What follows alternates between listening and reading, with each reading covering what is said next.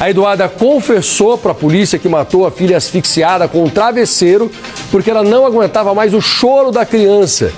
Tinha o choro da criança e o barulho da música alta de um bar vizinho.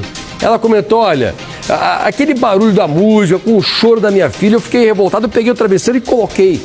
Quando eu vi que ela morreu, eu coloquei naquele vidro, seu delegado. E por que você mentiu? O delegado até pergunta, poxa, você deu uma entrevista para o Cidade Alerta, para o Gotino, ao vivo, chorando, falando que você queria que os homens que sequestraram a sua filha devolvessem essa criança. Por que você fez isso? Ah, porque eu estava com medo de ser presa.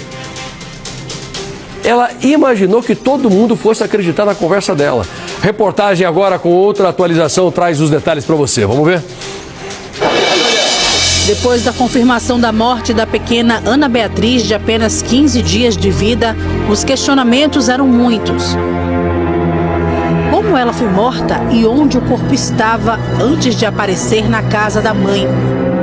Já que, segundo o Corpo de Bombeiros, que realizaram buscas com a ajuda de cães farejadores, inclusive na casa e no armário onde a bebê foi encontrada, tudo havia sido vasculhado. Eu fiquei muito surpreso, porque no lugar que foi encontrada a criança, eu mesmo, com a minha equipe, nós estávamos lá.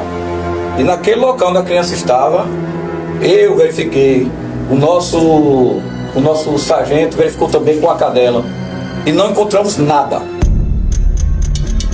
O corpo de Ana Beatriz foi encontrado dentro de um armário, nos fundos da casa. A bebê estava enrolada em uma sacola coberta com lençol.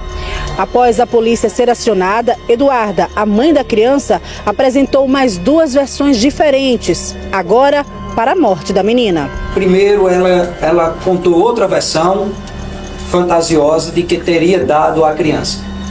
Diante disso, nós nos animamos em saber para quem ela teria dado a criança e pouco tempo depois ela viu que essa versão não iria se sustentar também, porque o pessoal estava fazendo buscas lá próximo à residência dela e ela resolveu contar e confessar o fato.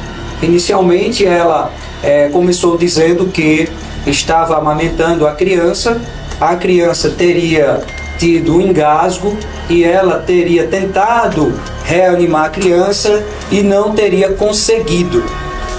Posteriormente, ela mudou a versão, dizendo que ela teria pego o travesseiro da criança e teria realizado a asfixia, matando a criança asfixiada.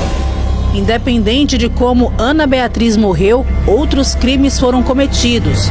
Por isso, a prisão da mãe foi em flagrante, apesar de tantos dias da morte terem passado.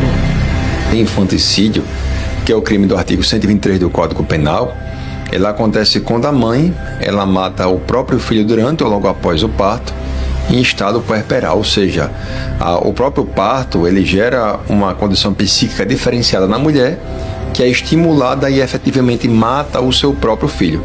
Então estamos num caso em que há um crime de infanticídio ou de homicídio qualificado, mais o crime de ocultação de cadáver, com pena que começa com 1 e acaba com 3 anos, mais aplicação de uma multa.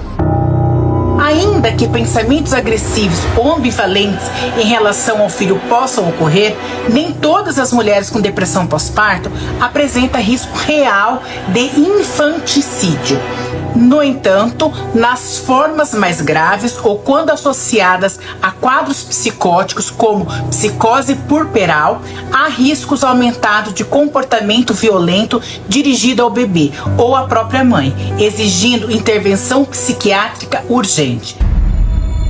Eu acho que o melhor encaminhamento dela, em que pese estar presa, poderia ser para um tratamento psicológico, ficar reclusa. Não é só para tratamento, é ficar reclusa, mas não necessariamente no sistema prisional. Dissimula, depois conta que não foi isso, mas não tem nenhum tipo de remorso, de ressonância afetiva com a gravidade do ato que praticou.